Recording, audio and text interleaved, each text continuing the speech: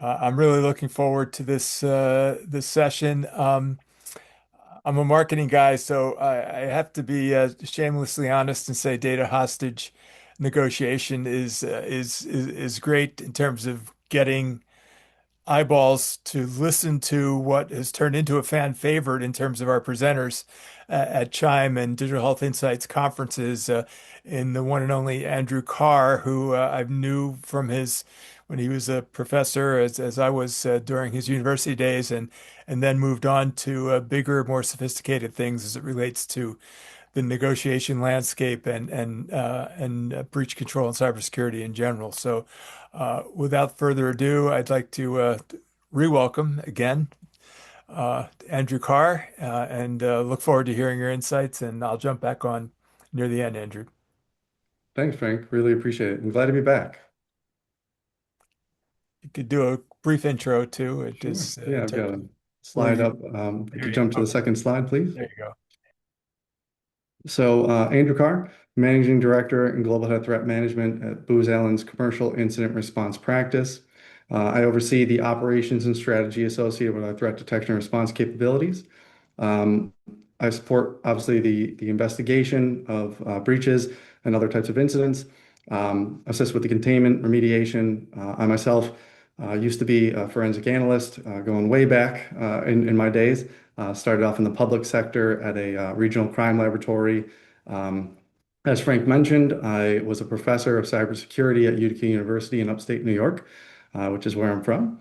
I was also the director of the cybersecurity graduate programs there for a portion of that time. My career has spanned 18 years in the digital forensics and incident response space, including time as an expert witness. Two of my claim to fame cases that I worked on, one of them was the Stacey Castor case in Syracuse, New York. That became a Lifetime movie called Poison Love. Feel free to check it out. I'm not in it. And the last criminal case that I assisted on is a three-part miniseries on Hulu, Little Miss Innocent. So feel free to check that out. Again, I'm not in that one. But us nerds behind the keyboard never get the spotlight. But I'm glad to be here. Hopefully, I can provide some insight from Booz Allen's cases and help you understand what's coming on the horizon. Next slide, please. So before we get to where we're going, we have to understand where we've been. These are some statistics based on Booz Allen's cases that help you understand the trends year over year. So this is 24 versus 25. We've actually seen a decrease in ransomware attacks from the 2024 timeframe, but a significant increase in the unauthorized access types of incidents that we work on. So this is a number of factors figuring into this. Some of those are increased resilience.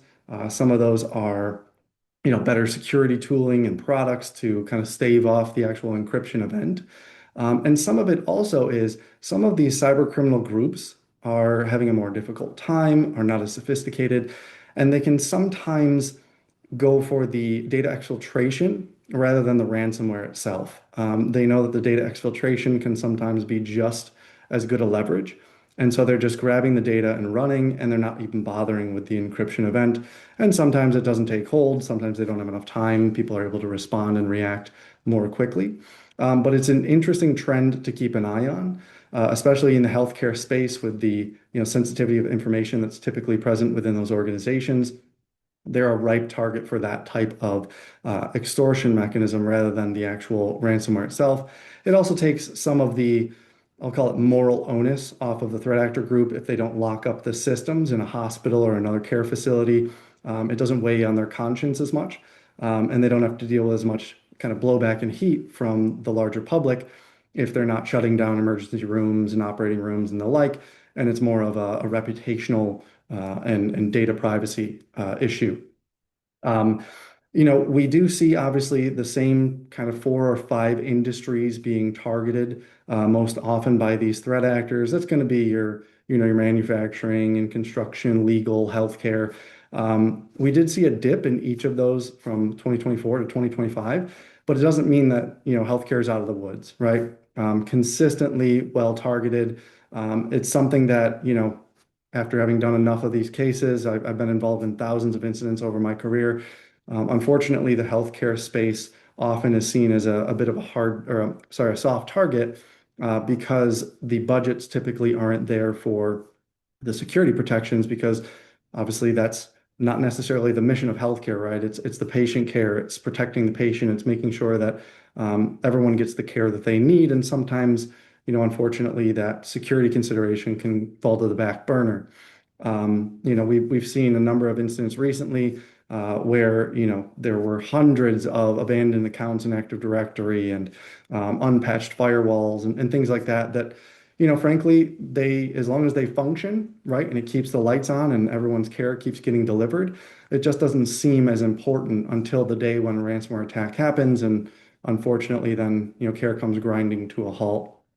We've seen a number of these changes in the sectors with upticks in things like education sector, professional services, and it leans more towards the assumption that maybe they're starting to pick those softer targets that don't have as much resiliency, don't have as much kind of in the news kind of heat that it can bring them. I would expect to see this continuing. Ransomware is not a new aspect of cybersecurity anymore. I remember the days when, if a company got hit and the ransom was $1,000, we were all like, oh, wow, it's not bad. But it's a very different landscape. It's commonplace now. Organizations are anticipating it. You go on tabletops and all this, it's always a ransomware scenario, right? Because it's the thing everyone fears, with good reason. But it's not the only way that they're coming after organizations. And it's something to keep in mind with these shifts in trends. It may not be, all the systems locked up when you get in. It may be thousands of records stolen, millions of records stolen, which is another thing to keep in mind as you're going through is data retention. Obviously, we want to have all that at our fingertips. But if one of these threat actors gets in, they do proactively look for those important pieces of information. And the more you have available, the more that's exposed to risk. Next slide, please. So this one, there's a lot of information, a lot of names, a lot of colors on here. I don't expect you to sit here and digest all of it, but I put this here to help you understand the ecosystem related to threat actors. So we used to see a few very large groups, thinking back to the days of like Ryuk and Conti and Sodnikibi and some of these others that dominated the landscape. There were days when every case that came in was just another Sodnikibi, another Sodnikibi, and it just felt kind of repetitive. Those days are behind us right now. There is a very obvious fracturing of the ransomware ecosystem, and all credit to my colleagues in law enforcement. I was just with a few former FBI folks last week at another event. They are doing a great job at trying to disrupt the ransomware ecosystem. Years ago, it was very, very rare that you'd see any direct action disrupting a particular group or bringing fear to those threat actors. But now we're seeing more and more frequently, these groups having their leak sites taken down or their infrastructure taken over, or backdoors being put in place where keys are stolen. Think back to the days of Hive, right? The FBI sat on their server for months just exfiltrating the encryption keys for organizations impacted and providing them for free to those organizations while gathering intel and information on that group before fully shutting it down. The game is changing, and law enforcement's actions in this are a significant part of that. We've also seen infighting between the groups. Think back to the Change Healthcare incident and the infighting that happened there with a leadership member kind of taking the money and running, and then the affiliate left, kind of hanging dry. That is starting to happen, right? There's no honor among thieves, if you will. And we do sometimes see that infighting occurring within the groups, and then they splinter off and they start a new one. There are more groups now than there have ever been in the ecosystem. And that creates its own set of problems. But you still will see stalwarts, right? So you see the dark green on the left there, or kind of tealish, whatever it is. That's Akira, right? You're going to still see these groups that are powerful, dominant within the space, and they're still a force to be reckoned with. So we have to keep an eye on them in Quillen and Ransom Hub and Play. But we also have to keep our eye on the little groups, because many of these big groups started off as those little splinters. and they've grown and developed, and they've worked on their infrastructure, they've worked on their TTPs, and they've gotten better over time. Many of these groups are several years old at this point. And it's just something that it's a difficult time in the kind of cyber threat intelligence space to keep track of all these groups, monitor the jumps back and forth, and understand, kind of who's going to bring what to the table when something like this happens. Next slide, please.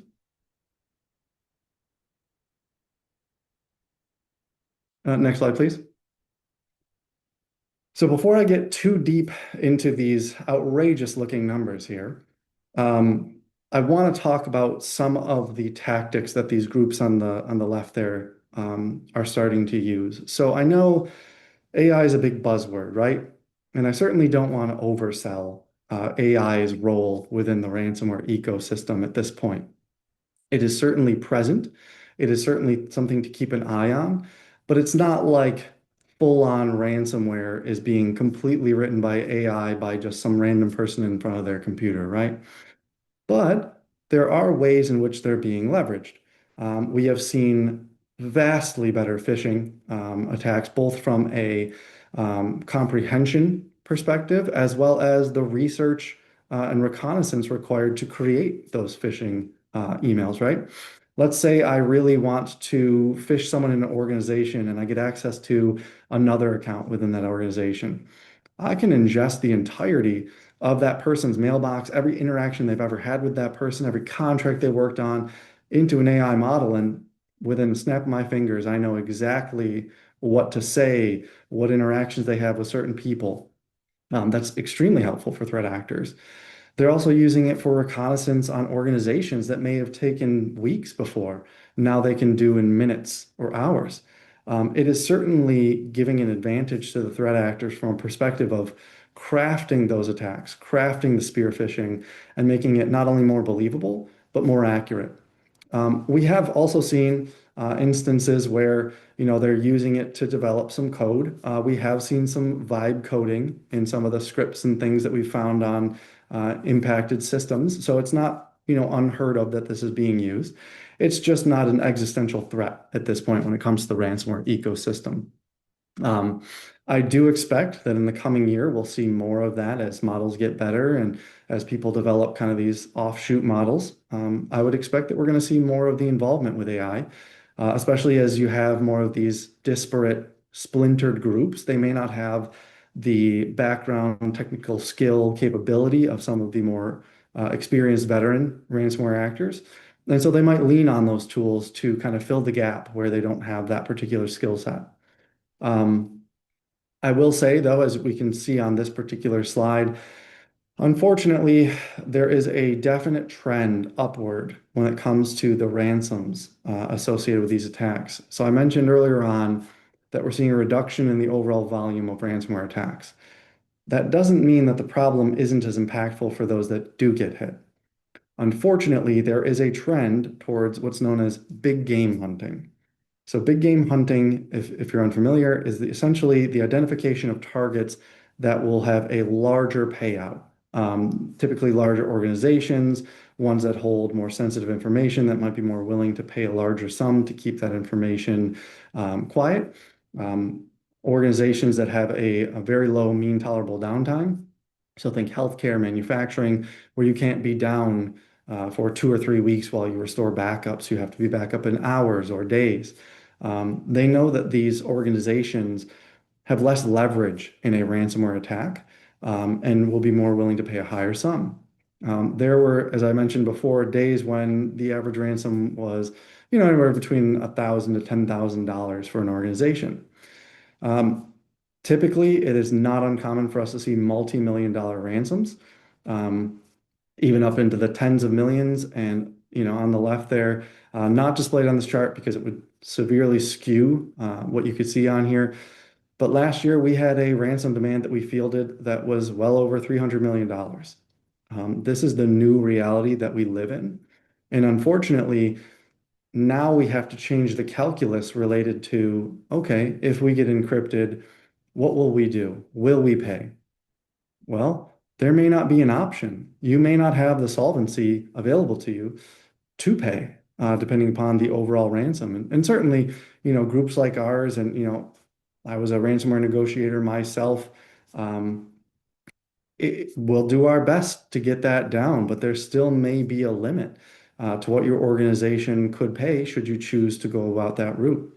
Um, it is a frightening time for organizations in any sector, but especially the healthcare sector, because there may not be an option available to you to pay to get things back up and running in the time frame that's necessary for you to, worry about patient care.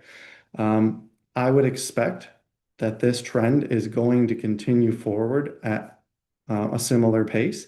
We're going to continue to see multi-million-dollar ransoms. We're going to continue to see, things in the tens and maybe even the hundreds of millions going forward. Um, it all depends on how well they have carried out the attack and how damaging to the company it will be. We all think of $10 million as being extremely high, but what's the BI cost associated with waiting, right? What are the losses associated with, the manufacturing environment or whatever it is on a daily basis if they can't keep up and running? And threat actors are well researched. These are not, random people in a basement. These are well organized groups. They are educated in this game. They have been part of it for a very long time, and they know exactly what pain points to hit to get the best payout. So expect more of this. Expect the ransoms to continue an upward trend, even if the overall volume of those attacks has decreased. Next slide, please. So I did want to highlight a couple of groups here, and I won't belabor all of the facts on these slides, but I did want to point out a couple of groups that are quite important and quite scary within the healthcare space. So Quillen emerged in 2022, used to go under a different name. They're a ransomware as a service model. So if you're unfamiliar with that, that is where there's a leadership structure that creates the group, oversees it. They own the infrastructure. They'll help you with the money laundering, all that, right? They have the actual ransomware code. You then have affiliates that buy into that by giving a share, proportion of any received ransom to that leadership group. Underneath that, you have initial access brokers that will typically get into the systems, gain access and persistence, and then sell that off to the affiliates so that they can carry out the ransomware attack. Quillen is very, very prominent within the space. They had over 1,000 victims in 2025. And their big target here is the healthcare sector, among education, manufacturing, you name it. But I've listed a couple of really impactful attacks in the healthcare space up in the top right. And as you can see, there is substantial data theft happening with some of these groups. This isn't, grab some accounting records or grab a few patient records and try to ransom them back. This is hundreds of gigabytes and even terabytes of data being exfiltrated out the door before the ransom even happens. And sometimes it's just the exfiltration, right? Sometimes they don't even carry out the ransomware attack because they know what they have is so damaging and so valuable that it's not even worth going through with the encryption. This is one where, and I'll talk about it a little bit more in a minute, but we are seeing bypass of endpoint detection and response utilities. So it's not, 50% of the cases that have it, but we are seeing, even in circumstances where they have well-configured, properly licensed endpoint detection response utilities within the environment, there are ways around that. Whether it be consumption of system resources, whether it be, anti-tamper is not turned on, or here where they're bringing vulnerable drivers into the environment to allow them to escalate privileges and gain system level access. There's a number of different ways that threat actors can leverage different attack vectors to get past those utilities. So, many of us thought endpoint detection response and XDR, these were going to be, the be all end all to stop all these attacks. And for the most part, they're fantastic, but they don't stop everything.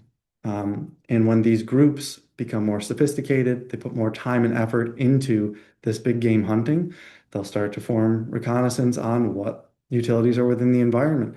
Maybe it was announced that there was a big partnership with a particular vendor, or maybe you're listed on their website. That gives them the insight into, okay, what do I need to be prepared to bypass when I get in? And like many of these groups, they're going after these kind of large scale vulnerabilities that come out. The 48 flaws, it feels like every month there's a new firewall vulnerability that comes out, and they're certainly not going to turn down a free lunch, right? If there's a wide scale vulnerability that's published, they're going to try and develop exploit code for it as quickly as they can to get into those environments. Next slide, please. So I wanted to highlight one other group for you, and that's Inc. ransomware. Again, been around for a few years now. Again, another ransomware as a service. Definitely targets the healthcare space. And they're one that definitely likes to steal a lot of data as well. Operate, a leak site. By October, they had over 500 victims already listed on their site. And this is one where we've actually seen, some of that splintering happening, right? A piece of ink broke off and became links, and we've seen a number of cases with them as well. This is one where they try to get as much data and hoover it up as quickly as possible so that they can kick off the ransomware. There's something in this space that we talk about, it's called dwell time. Back when I started, dwell time would be in the weeks to months from when a threat actor initially gained access within the environment to when they kicked off a ransomware attack. I remember reviewing a case years ago from another organization, and the dwell time was a year that they sat in the environment and they observed things and performed reconnaissance before they actually carried out the ransomware attack. Typically, we're talking anywhere between 24 hours to maybe a few days of dwell time between initial access to the initiation of the encryption event. It is not the old days where you'd have all this time to notice anomalies and react to them. You're going to have teams that are ready and available and monitoring things 24 hours a day to pick up on these small nuances and changes within the environment and react quickly. Some of these groups can get in and out in the same day, from start to finish, and they will grab hundreds of gigs of data. They will encrypt all your systems, and it will be an extremely damaging event. So we have to be ready to react quickly to cut that off before it hurts the organization. Next slide, please. So what are some trends that we've observed overall? Well, obviously, I talked about that law enforcement crackdown. What that did, though, is it gave rise to a lot of one-off groups. We're not seeing as many of these large-scale dominant groups out there kind of just holding, court within the ransomware ecosystem.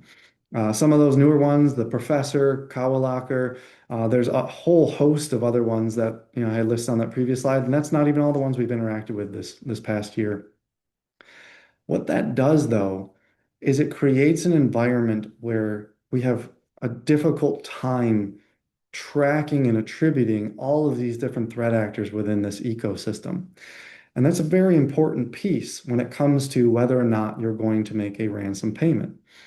If you decide to make a ransom payment, you're going to have to go through a due diligence process whereby the incident response vendor and whatever cryptocurrency broker you'd be using will have to try and identify affiliation with this particular attack to any known sanctioned groups, whether it be OFAC or OFSI or another group, to ensure that a payment's not being made to a sanctioned entity. Well, when there are dozens and scores of different one-off groups, they don't have that same notoriety or the infrastructure that's attributable to them or the TTPs that are tracked and known based on volumes of data that have been seen in other cases. So it creates a difficult time whereby you might have somebody that kind of opens up shop and sets out their shingle and starts kicking off ransomware attacks, and it's a single person that's never been seen before. So that's something to keep in mind, that you may encounter some of these groups that make that whole attribution, due diligence, and payment process a bit more onerous, a bit slower, and a bit more difficult. They also have unpredictable tactics, both from a attack perspective as well as a negotiation perspective. Sometimes when we'd be negotiating with a particular group we've done dozens of negotiations with, and you feel like you're talking to the same person, right? You kind of know, this is the same guy from that other case I did. In these, it may be someone we've never encountered before and may never encounter again. And so it creates a riskier environment when it comes to things like re-extortion, or kind of bluffing related to data theft and some of those other pieces of it. So just something to keep in mind related to some of these trends. All credit to law enforcement and their efforts to disrupt the ecosystem, but these are just some of the kind of resultant consequences that we've seen as a result of taking down some of those kind of larger cartel type groups. Um, we still do see, some of these bigger groups kind of trying to gain market share. Akira, as I mentioned before, they went on a huge group of attacks when the Sonic Wall vulnerabilities came out last year.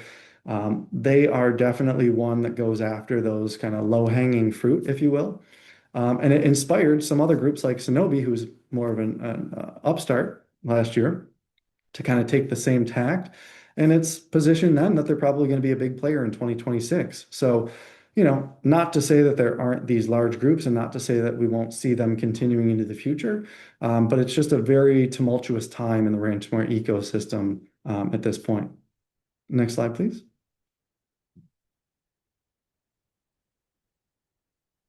So what do we expect in 2026? Well, I definitely expect that we're going to see additional ways to get past EDR products. You're going to see more of the vulnerable driver use. And this is, to say that the EDR was configured properly in the first place. We've seen so many instances of improper licensing, poor configuration. Most people don't realize that most of these products out of the box have most of the functionality turned off. And that's because it's so disruptive if you don't have it properly tuned that it would cause chaos within the environment. So they have most of the stuff like ransomware protection and blocking and auto isolation, all that turned off by default. And unless you work with someone that understands the products and can help you configure that properly, you may not even know those are available to you. And you might think that you have protection that unfortunately is unavailable. We have a whole presentation just on demystifying the EDR ecosystem and the differences in licensing tiers and all that, because it is so confusing. So add on to that the ability to bring in vulnerable drivers or max out system resources or use a number of these other methods to bypass the EDR's effectiveness, and you've got a recipe for a disaster. And threat actors know that. The more security tooling we put in place, the more defense in depth, the more kind of inventive they have to get around those protections. The fractured ecosystem, as I mentioned, it's going to create difficulties in attribution. We should expect that there's going to be, some slowdowns in that due diligence process. And, that's an unfortunate byproduct, but I think that the efforts that law enforcement are going through are valuable and important. We saw, scattered lapses hunters come up last year, and within, a month, they'd already had their site taken down. So the activity is starting to be more meaningful. It is starting to be more immediate, and they're cutting some of these things off before they become these big kind of cartel cabal type organizations. While the ransomware attacks decreased last year, unfortunately, I think if you do get hit with ransomware, if you're in that unfortunate few, you're going to be expecting a very, very large ransom. And it will be a difficult process to get it down to a palatable amount if you would want to pay. So when developing incident response plans, when developing your disaster recovery plans, I would operate from a perspective of assume we can't pay. It's tens of millions, hundreds of millions of dollars. These are sums of money that simply most organizations just can't stomach or can't come up with. And with some of the insurance carriers kind of drawing back within the market, there may be reductions in coverage. There might be stipulations related to the usage of that coverage. So I would watch carefully for changes in those and how they may impact your organization from that perspective. With Quillen, I would expect them to be a big player, especially in the healthcare space. Keep your eye on them. Look for CISO releases, other, threat intelligence related to them, because that will be one that will, and should stay on your radar. I would expect them to continue their push to dominate the ransomware landscape in 2026, and they'll be a big player. And then, we have had, I talked a little bit earlier about, AI as far as increasing the ability for phishing campaigns and, vibe coding scripts and things used in an attack. But we also have to think about the way in which we're using AI in our organizations and the access to information that those AI agents have. Think of some of the things that happened last year with Salesforce. Those weren't, novel, super out of the box ways of getting access to information. It was leveraging more typical attack vectors, but then leveraging what access the AI agent had. So it wasn't necessarily attacking the agent itself. It was involving themselves so that they could get access to the information that the AI agent had the capability of pulling back. That's where you see these unauthorized access events occurring and increasing in their volume, is they don't always necessarily have to encrypt the systems. They can gain access to this information. And if we don't secure those AI agents and we don't take care in categorizing and restricting access to data, we could have a recipe for disaster on our hands. Thanks, Andrew. We have a question from an audience member, and I think we have a minute to take it. So the question is, why would you pay ransomware? And to what extent do insurance carriers allow for this? Sure. So there's a number of different reasons that an organization would pay a ransom. So typically the deliverables are for decryption only. So that is a decryptor to unencrypt your systems. Suppression only, which is the suppression of the stolen information so that it doesn't appear on a ransomware threat actor's leak site or other sources on the dark web, or a combination of those two things.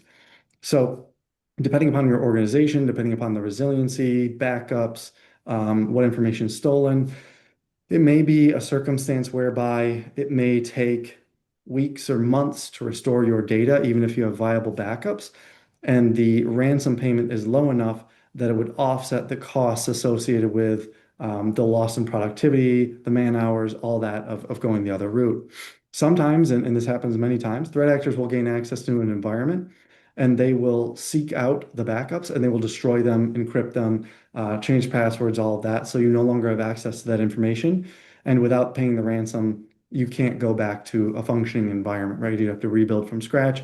You'd have loss of data, you've loss of accounting data, patient records, you name it, right across the board. And then the data suppression piece, that's paid for less often, but that is a way by which organizations can reduce the reputational damage associated with an attack because their name doesn't hit the internet, right? At least from the threat actor perspective. It doesn't absolve you from any notification obligations, and that's something very important to keep in mind, is you're still going to have to go through the same process you would even if that stuff hit the dark web. It just doesn't plaster it all over the internet and bring additional attention to it. So there's a number of different reasons why organizations would consider paying a ransom, and I certainly don't judge, and those are unique circumstances each time. But that is ultimately why an organization would want to do that. Now, to the insurance piece, that is a separate kind of conversation to have with your carrier. Different carriers, yes, they do allow for the payment of a ransom under specific circumstances, as long as it's part of your policy, right? So you have to have a cyber insurance policy. Sometimes ransomware coverage is a separate piece of that. And then sometimes there is a sublimit for the ransom itself, right? So you might have coverage up to, let's say, $1 million for a ransomware incident, but that doesn't necessarily mean you can spend all $1 million on the ransom itself. That covers the cost of the investigation, the forensics, the negotiation, the lawyers, the notification obligations, you name it across the board, right? Identity monitoring. So it's important to understand where those limits are, to understand, if that's even a viable option as you're going through the incident response planning process and understanding, what tech your organization would take should you be impacted by an event. Thank you so much, Andrew. Wonderful presentation, very interesting as always. We appreciate having you.